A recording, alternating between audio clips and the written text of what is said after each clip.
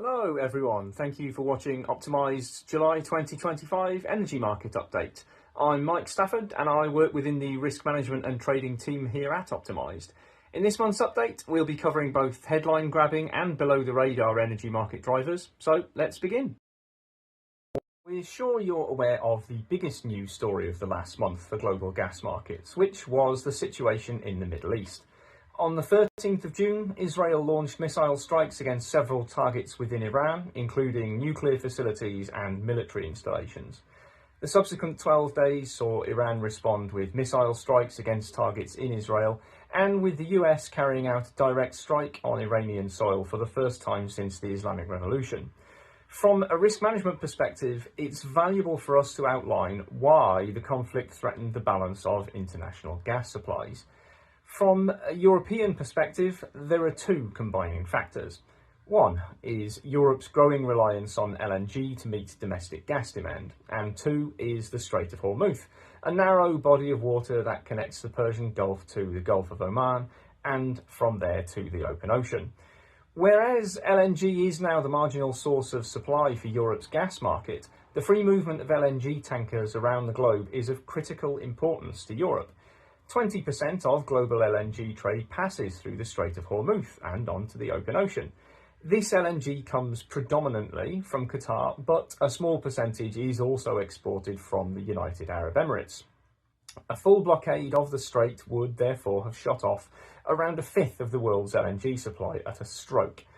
As we've seen with the Red Sea route, even after an immediate crisis comes to an end, shipping intensity can be reduced for some time thereafter, as commercial shipping firms seek to manage risk versus reward. Even before any attempt to blockade the strait was made, shipping movements were impacted. Qatar's Ras Laffan LNG terminal asked LNG vessels to wait outside the strait until ready to load. Accordingly, as tensions grew in the Middle East during the month of June, near-term contracts attracted increasing risk premia, with the Winter 25 price point increasing from 97 pence per therm on the 12th of June to a high of 112 pence per therm on the 23rd of June. Winter 25 power increased from £88 to £93 over the same period. Following announcement of a ceasefire before UK gas and power markets opened on the 24th of June, prices saw the largest drop between open and close since the crisis of 22. Risk premia were seemingly erased overnight, and by the end of the month of June, the Winter 25 gas price point had declined to 89 pence per therm, close to April's 13-month low. It would be naive in the extreme to suggest the Iran-Israel situation is now permanently resolved. Best practice risk management requires both broad and deep assessment of geopolitics, and while we continue to monitor Middle Eastern affairs, we also note a forthcoming deadline with salience for the commodity markets. The 9th of July marks the end of the 90-day pause on the US's application of the Liberation Day tariffs, which prompted strong bearish moves in global markets at the start of April this year. If applied in full at the levels announced by the US President on 2nd of April, these would represent the highest tariff barriers around the US market since the interwar period in the first half of the 20th century. Viewers will recall initial market reaction to the Liberation Day announcement, which saw huge drops across commodities, stocks, shares, and indeed the US dollar. Now, while the intervening period has seen lost value regained across many markets, UK gas and power markets have not seen a consistent return to pre-announcement price points. Uncertainty continues to weigh on business confidence and, in turn, on expected future demand for gas and power. While factory activity across Europe in June showed signs of steadying, it shrank in many Asian economies over the same period.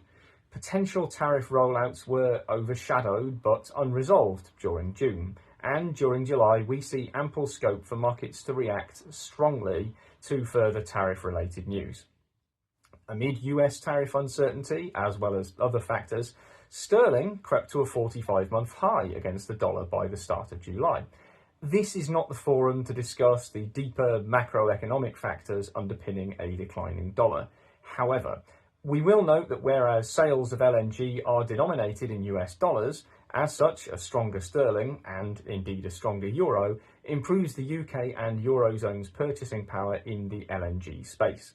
As of early July, Europe has imported 37 BCM of LNG from the United States alone so far this injection season, surpassing even the mighty Norway's contribution to Europe's gas supplies over the same period, which was just over 30 BCM.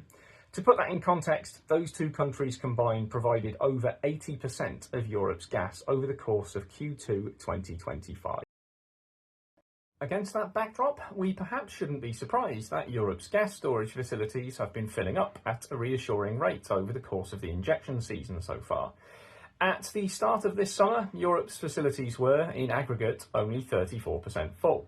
To borrow from the old adage about optimism, the glass of Europe's storage facilities is now well over half full. Between 1st of April and 1st of July, Europe injected 28 BCM of gas into storage, pushing fullness levels from 34% to 59%. Moreover, in a base case scenario, we're currently expecting Europe to reach 1st of November at around 93% fullness. This sure and steady rate of injection serves to alleviate supply anxieties around the Winter 25 season, applying downward pressure to prices for the Winter 25 contract in particular. Given that over 100 BCM of new liquefaction facilities are due to come online over the course of 2025 and 26, there is a credible path to supply anxieties easing further once we exit Winter 25-6. While gas still enjoys near total dominance as the price-setting fuel for generating Great Britain's power, we note that July 25 may see potentially the country's power system's first gas-free period. Amid strong solar output and significant destruction of industrial demand, there is potential for this summer to see the recorded lowest demand on the transmission network. NESO, the National Energy System Operator, has signalled an intention to deliver the UK's first period of zero-carbon power generation, and July 25 could present an opportunity to do this.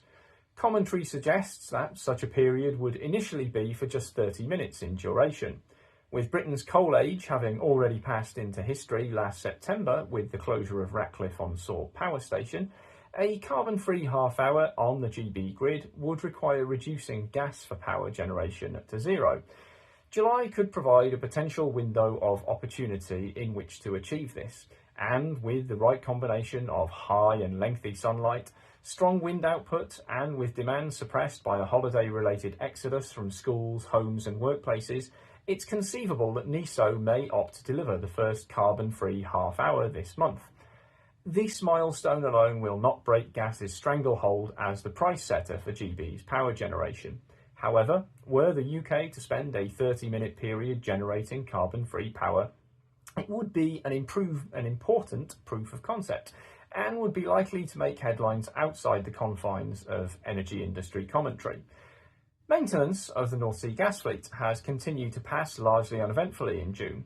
The first shoulder period maintenance on Norwegian and on UK gas plant drew to a close at the end of the month, with the next major planned outages to commence in late August, with outages at Nyhamna and Norman Lange marking the commencement of the second shoulder period PPM. However, flows into the UK via Langeled suggest that export flows may be being throttled to preserve allowable export volumes for the winter. On the technical side, we'll offer a reminder that fundamental and technical analysis do not exist in a state of perpetual equal importance. There are periods where technical indicators can be relied upon with a high degree of confidence, and times where strong external news events dominate to such an extent that technical analyses unavoidably take a back seat, at least for a time. As the Iran-Israel conflict played out in mid-June, UK gas prices spent 7 consecutive trading days in overbought territory, and only corrected following ceasefire news. Even then, the sheer size of the downward move distorted the validity of some of the technical analysis tools used by experienced traders. Technical analysis remains an essential part of any credible analyst's toolkit, but this month was a reminder, as if we needed it, that we are in unusual times, and that best practice risk management requires knowledge of more than just technical analysis tools. Overall, as we entered July, markets have exited a short period of Middle East-related risk and volatility, seemingly returning to the status quo ante. Having spent virtually all of May and the first half of June range-bound, trading between a high of 100 pence a therm and a low of 91 pence a therm, markets quickly digested the ceasefire news in the Middle East and, as of the 1st of July, traded once again between 97 pence a therm and 89 pence. While it's tempting to subscribe to the nothing ever happens narrative that suggests major world events are unlikely to have a major long-term impact on prices, we would counsel against this. For commodity alone, forward UK gas and power prices remain at around double their 10-year average prior to Russia's invasion of Ukraine. And a more globalised supply chain for gas means that, by definition, UK gas and power prices are exposed to a greater number of risk factors than was the case pre-2022. In times more uncertain than ever, expert risk management is critical.